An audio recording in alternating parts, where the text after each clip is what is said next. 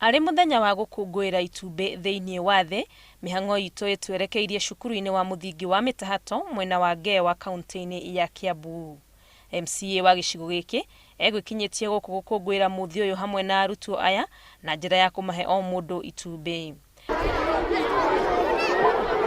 Itumbĩ nĩ rĩmwe rĩa irio iria cirĩ na kĩguni kĩnene mwĩrĩ-inĩ, kuona rĩrĩ na indo ta proteins iria iteithagia gwaka mwĩrĩ, vitamins ikĩrĩte 13 o hamwe na carbohydrates iria iheaga mwĩrĩ hinya. An egg, sauce is the head, proteins you need, proteins you get from an egg, worth a kilogram of meat. MCA ũyũ nĩ arugũrĩtie mũbango ũrĩa ũretwo One Egg na itanya rĩa kũguna arutwo othe a macukuru mothe ma mũthingi ma mũingĩ thĩinĩ wa wodi ĩno ya Ngewa. Ciana ciothe thĩinĩ wa Ngewa iria ithiaga primary school nĩ ciana makĩria ya 5,000 nacio nĩo our target. Atĩ mbeca cionekana tũrenda ciringi milioni 4 iria igũtũhotithia kũhe ciana icio 5,000 o mwana o itumbĩ o kiumia gwa kahinda ka mwaka ũmwe. Arĩmi othe anini a ngũkũ thĩinĩ wa wodi ĩno onao nĩ megũteithĩka kumana na mũbango ũyũ, kuona nĩo marĩgũragĩrwo matumbĩ marĩa maraheanwo macukuru-inĩ. Ngũkũ ĩrĩa rĩrekagia itumbĩ rĩrĩa rĩrĩagwo thĩinĩ wa Ngewa no nginya ĩkorwo ĩ mũikari wa Ngewa.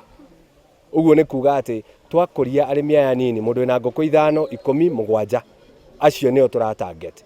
Kũringana na mũrutani mũnene cukuru-inĩ ũyũ, mũbango ũyũ nĩ ũgũteithĩrĩria hanene harĩ kũnyitĩrĩra gĩthomo.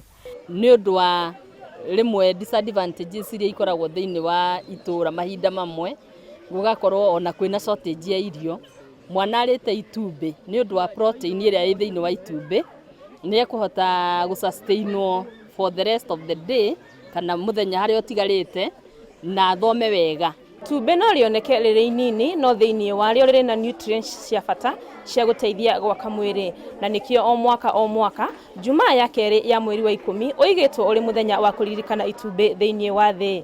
Ngĩribotera Inooro TV kuma mwena wa Ngewa kaunti-inĩ ya Kiambu, rĩtwa rĩakwa nĩ Wangui wa Mwangi.